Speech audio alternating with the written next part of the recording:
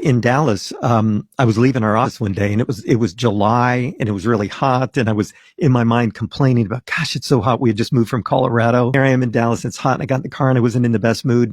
I'm going to take off and go get you in. We're going to dinner. And then I looked at my little Honda and it says 6 miles till empty. And I went, are you kidding? Okay. So then I get off the freeway, 3 gas stations. Okay. I'll take this one. It's a Fina. I stick my card in and it says must see cashier. Okay. So I was like, Lord, come on, I'm late. I just was not in the spirit, if I can just say that, being a jerk. So I go in, put my card down, and this woman comes up and she's Muslim. Mm-hmm. And I just said, wow, you're Muslim. We work a lot in the Muslim world. We love your people. And where are you from? And she goes, well, you go to the Middle East a lot? I said, yeah. And she goes, well, then you have to guess where I'm from. I said, oh, okay. I said, Egypt. She goes, nope, Saudi Arabia. Mm-hmm. And I said, really? And all of a sudden it started to hit me. I think God set this up, I think it's more than my next appointment. And so I said, I wrote a book about your people and I'd like to give it to you. Could I do that? And she goes, sure. And so I gave her Dreams and Visions, ran to the car, got it, gave it to her. And I said, God is honoring your people. Muslims are having dreams and visions about Jesus. And she said, you wrote a book about that? And I said, yeah, I did. And she goes, wow, that's so weird because I've been having dreams about Jesus. Whoa. And I wanted to stop and turn around and say, forgive me, God, I'm tracking with you now. I know why I'm here. I gave it to her. I'm filling out the little thing, little slip, and I leave. And 2-3 days later, I need gas, and I'm in the same area. I thought, I'm going to go to the Fina station. And I thought, I'm going to go to that same pump. And I stuck my card in, worked perfectly. And see, I don't think it was a card malfunction. I think it was an order from God. It didn't say, please see cashier. It said, must see cashier.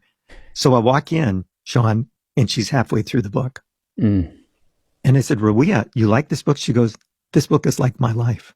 I said, what do you mean? And she goes, Jesus has been coming to me in over 30 years, for over 30 years. I said, in dreams and visions for over 30. Yeah. Didn't you ever talk to a Christian? Oh yeah, plenty of them. But I don't know. A lot of them seemed like they were afraid of me because I'm Muslim. And I don't know. I just never got answers. But I knew this in these dreams. She said 2 things that just hit my heart. I never felt so safe with a man in my life as I did with Jesus. And then he used to tell me, remember, Rawia, I love you. And she said, he says, he died for me. I don't know what that means. And so remember, Rawia, I love you. And she said, I just figured this. If Jesus loved me this much to come to me for over 30 years, one of these days he was coming for me. And I said, Rawia, I think it's today. I think this is what it's leading up to. And I went through and just shared some gospel verses from Romans and the gospels. And she was ready to receive Jesus. We held hands. Wow. In the Fina gas station. A Muslim woman prayed to receive Jesus. Nobody came in and interrupted us. And she loves Jesus today. So it happens here too. I think we should be ready for it. It's like we say in Uncharted, Sean, the Muslims are coming. The Muslims are coming. The Muslims are here. So what are we going to do about it? We're going to just pray someone else reaches. It's someone else's responsibility. They're there and they're ready.